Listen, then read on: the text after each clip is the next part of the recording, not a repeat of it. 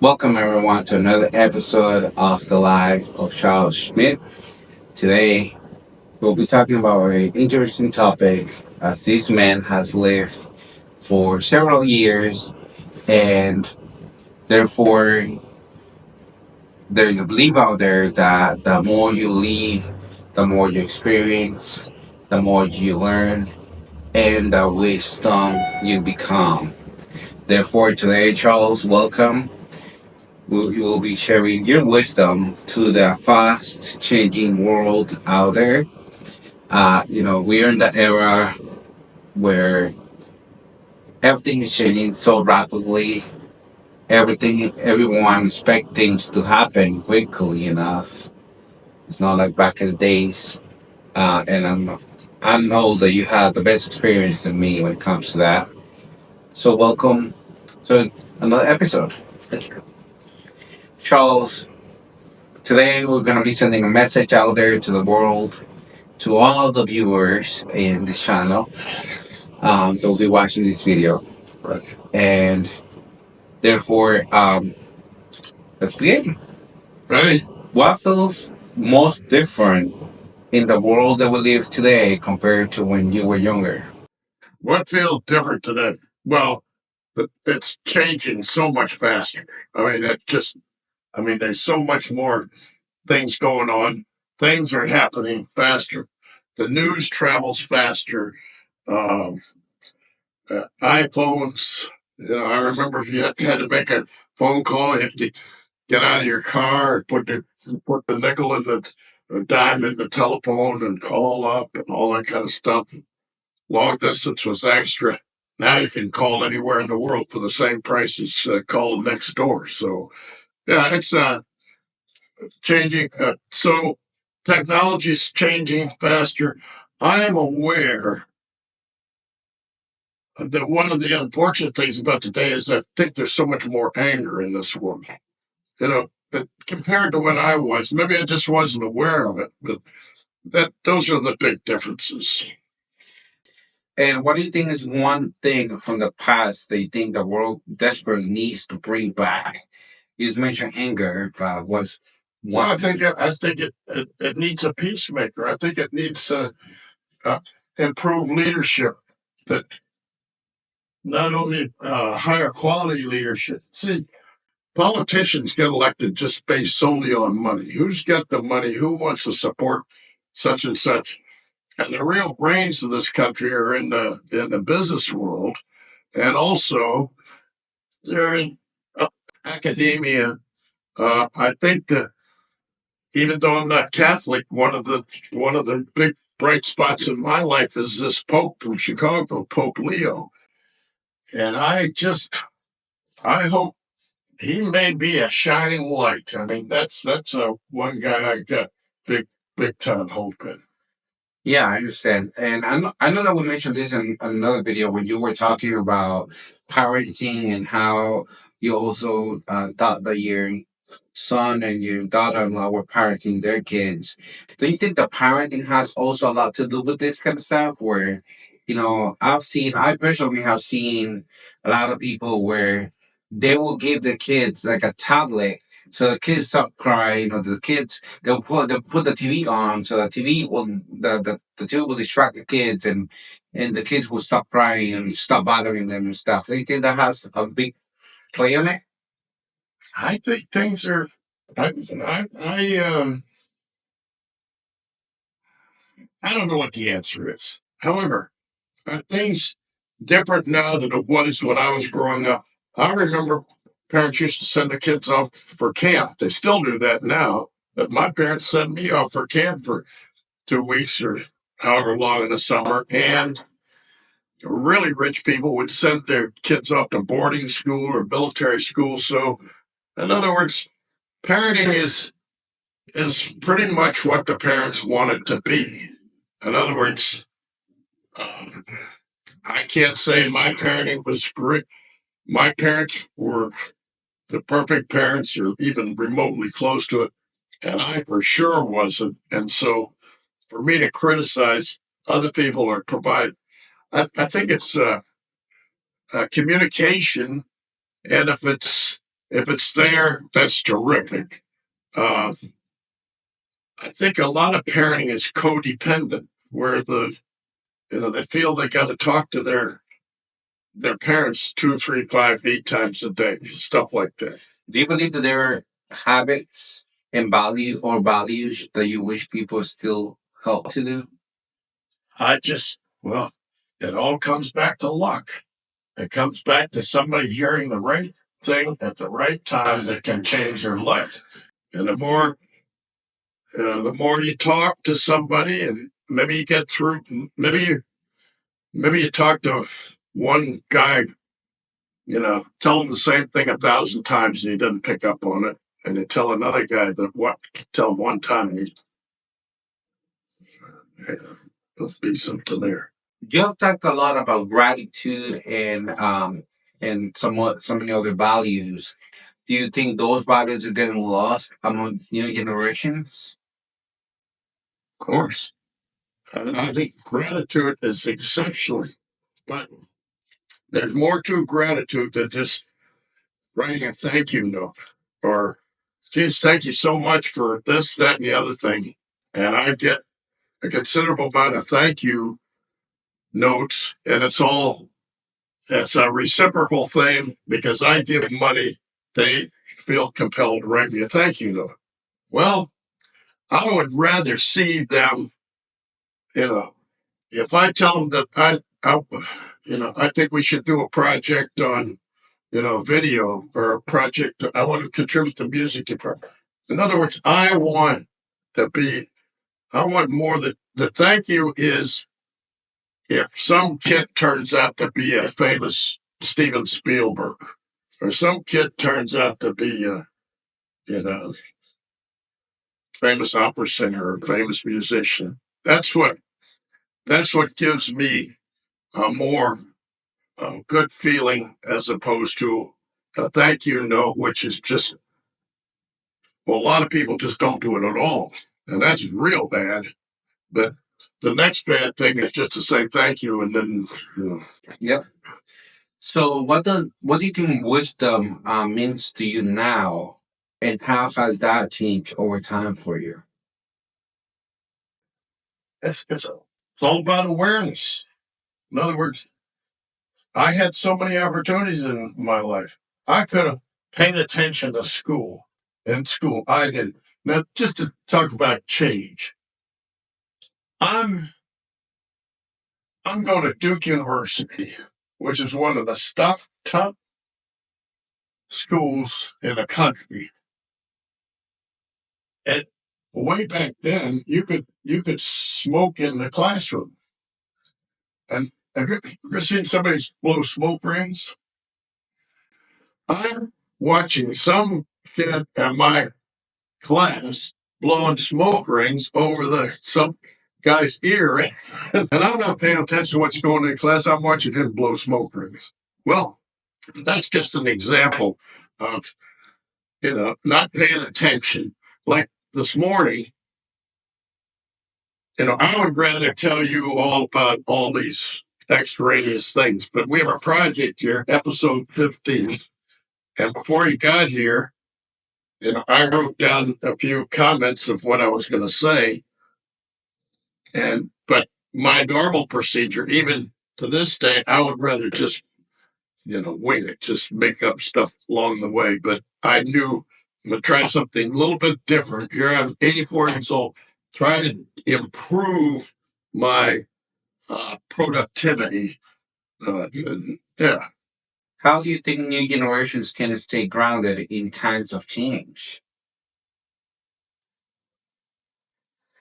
Well, there's all kinds of new problems coming in the world. And the new generation is like, this climate change is a real thing. A lot of people say it's not here. If a temperature goes up 1 degree every 10 years or something, it's going to get real hot down here. And that's, I think they can do something about it now, and they have to be aware that it's their environment that they're going to be living in. I think for the generations now, they have to be aware of, some of these things like climate change, like, peace, overcome this anger. Why is Trump so mad? Why is Putin so mad? Why are these guys so mad? Do you think that the accessibility to things, the fact that we want everything to be quick, do you think that that has any change? Yeah, of course. I think, yeah, immediate happiness, immediate satisfaction, immediate, yeah. In other words, if somebody has something better, well, then I should have that. Or somebody has more friends or more money or big boat. You got to have some self satisfaction of your point in life. And I would say, I know that of the people that I associate with, I'm probably happier than 75% of them. And 95% of them have more money than I do. But there's some Money is not all about happiness, huh? There's some really happy people that I know out there, and Jane Smith's number one, and 106 years old. Absolutely. Do you think people are more connected now or more isolated? I think both. In that, you have Facebook, so you can sit home, play with your Facebook, and connect with all your 300 or 2,000 friends, or go on Instagram or something. So that is a connection, but that doesn't get them out of the house. There's a difference between connecting with somebody on Facebook and sitting down and talking to them. Yeah, I was reading this article last week about how interesting this whole thing. You brought it up at the beginning when you said back in the days you have to get off the car, put the nickel on the phone booth, and make the call. And now, basically, this article talks about how many people actually use the phone to make a phone call, and there will be a long time conversation when about 95% of Americans are actually paying for unlimited calling. And then we use, the article says that an average call will be a minute and a half. That'll be the average call the Americans are doing now. So you will be surprised how I bet you said that long distance was more expensive. And now you said it's the same price as the one next door. So it's interesting enough how these calls are costing you the same price as a long distance, and you have the ability to call long distance in so many plans where you can't even call international. And here we are not taking advantage of that. But the funny thing is that we're paying for that. And a lot of people are paying for stuff like that. So I agree with you. Now, this goes back to the 1940s in the communication part. And a telephone call used to have a handheld phone call. And a lot of people were on the same line. This was when the telephone operators were in a building plugging in lines at the phones. And if you had a private line, you were somewhat rich. If you have like I remember, we were on a party line.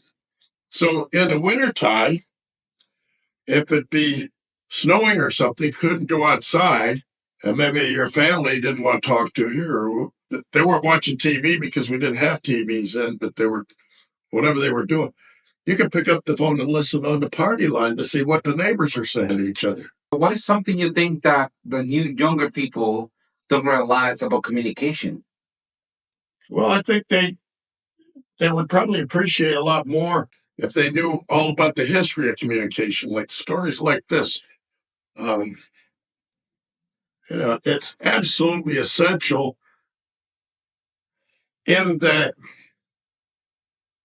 different people have different ideas. And if you are isolated with all your own ideas, you can't improve. Somebody might say, well, you should be doing something a little bit different. And a lot of times they're right, and a lot of times disagree, but at least you're getting different ideas, and you know, communication's all important. That's why I'm doing this. That's why I'm 84 years old. I am attempting to make a positive commitment to the world. And if they listen to this stuff, they realize that rather than sit at the computer and playing games or playing with the iPod or going to a football game, that they sit down and they're talking to somebody. Either they're helping that person or that person is helping them, or the both of them are helping each other. Absolutely. Charles, if you could give one rule for how to live a meaningful life today, what would that rule be? Well, have to be aware. Have to be aware of your needs. I mean, first of all, in order to have a meaningful life, you have to have a place to live. You have to be able to eat. They have Maslow's theory, and I don't know how that works, but I don't know the sequence of, but it's an old theory. Take care of the essential needs: food, clothing, and shelter, and then after that, you take care of the rest of your life. Like if you don't take care of the food, clothing, and shelter, you might not have a rest of your life. How should someone slow down in a world that never stops moving? Well, for me, I would say to slow down, don't need to exercise. I'd say get more sleep, but you can't, if you say, I want to go to sleep, you can't automatically go to sleep.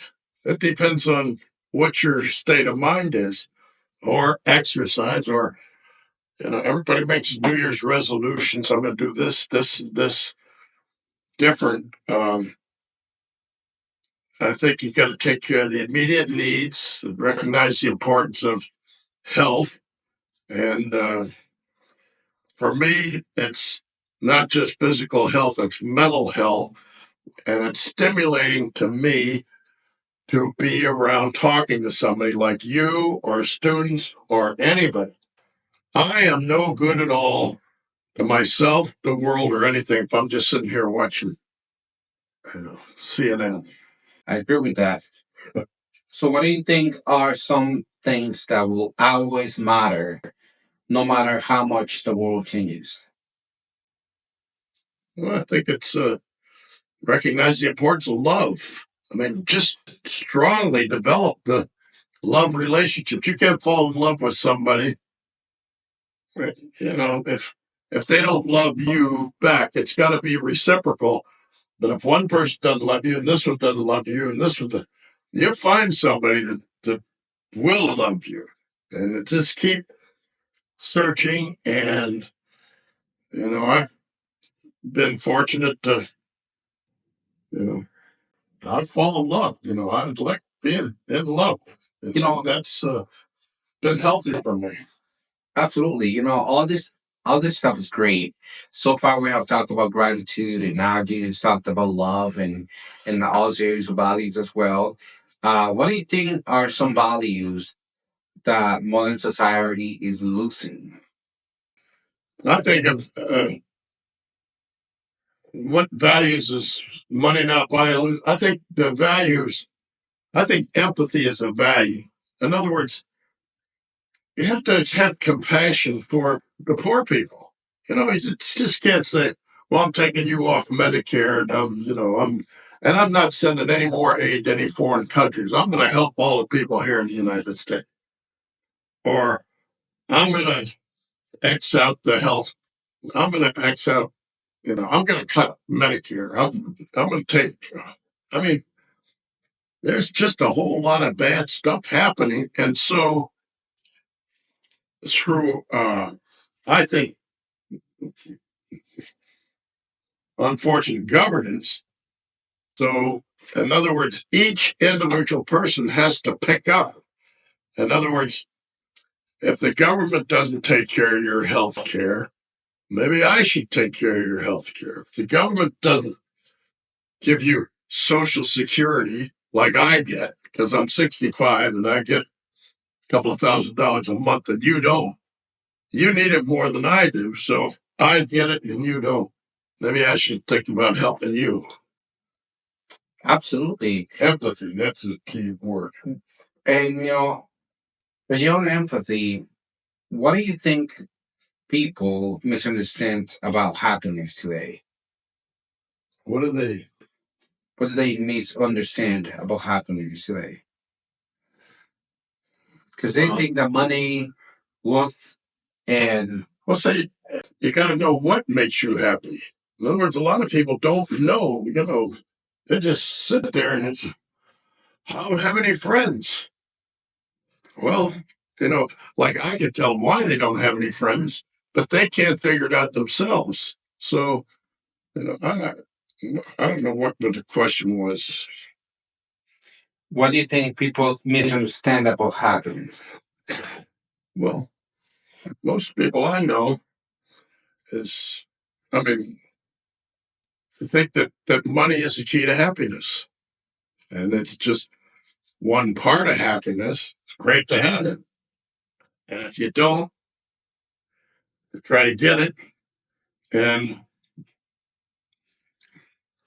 but even if you don't, it's just there's more to the world than than the money. And the money is the currency, quote, for happiness. If you're rich floating up and down the waterway in your big boat, you know, most of the people on the sideline said, boy, what a lucky God that is to have that big boat and that big, well, he might be totally miserable. I agree with you. Charles, are there any old fashioned lessons that you think are actually more relevant now than before? Well, it's the same answer to all the other questions that I get is better communication. That's the old fashioned lesson. As I tell you what I'm thinking, what my problems are, and you say, well, here's the answer to that. Or I know somebody that's got the answer to that. Charles, when you were answering the question about happiness, you did mention about finding the purpose or the reason what makes you happy. And I was going to ask you a question about how can someone find purpose when they feel overwhelmed by choices or distractions? I think you gotta just slow down, sit down, say, man, like there was some CNN or some sports broadcaster, famous guy. He's he had an early end to his life, and he died of depression. Well, I know what he did. He committed suicide, but they don't say that he he had a struggle with depression, and so if he had just sat down with his family or with his friends or something like that, they could have said, well, hey, and this guy had all these awards for all the, broadcasting that he's done. He's a communicator, but he couldn't find anybody to communicate with when he was under terrific mental stress. So the answer to the question is slow down, think, it, just slow down. That sounds like a great advice. Now, if you could plant one idea in the minds of the next generation, what would that be? Well, instead of going over the problems like I do, this problem, that problem, figure out what the solution to the problems are. And in other words, get an alternative. Like I think Musk is off the wall and a lot of his government doge stuff and lack of empathy and drug use and every other thing. But he does have a mind where he thinks ahead and he's talking about solutions. And that Tesla car that I have drives by itself. I couldn't drive if I didn't have that car right now because I'd be taking Ubers. But that gives me a freedom. And in spite of him his being a wacko, uh, he's contributed to my life. And so if you can contribute to the solution to a problem, that's what I want to say, you know, to pass along to any young person. If you can, regardless of all your shortcomings, me not being a good dad, not being a good husband, not being a good this, that, and the other thing, I am attempting right now to contribute to the solution that, people sit up, understand each other, take time to, figure out what the other person needs, and then step up to the plate and help them. Charles, all this is amazing information. Thank you for sharing all that. But to close this episode 15, I'm going to ask you the last question. And that is, what is one piece of advice that you will write in a letter to your great grandchild? Well, everybody that lived in your bloodline before you had strengths and weaknesses and hardship and good luck, and just be aware that there's going to be hardship, and there's also going to be good luck, and just be aware of the changing circumstances and have a positive attitude, and instead of saying things are never going to get better, because the people who think things are going to get better and then try to help the world get better can be very happy. And the people that think they're around her can be happier also. Thank you, Charles. Everyone, thank you for staying tuned. The takeaways from today are slow down, be compassionate with other people, be mindful, be respectful, show some gratitude out there, and show some love overall. Thank you for staying tuned. We'll see you in the next video.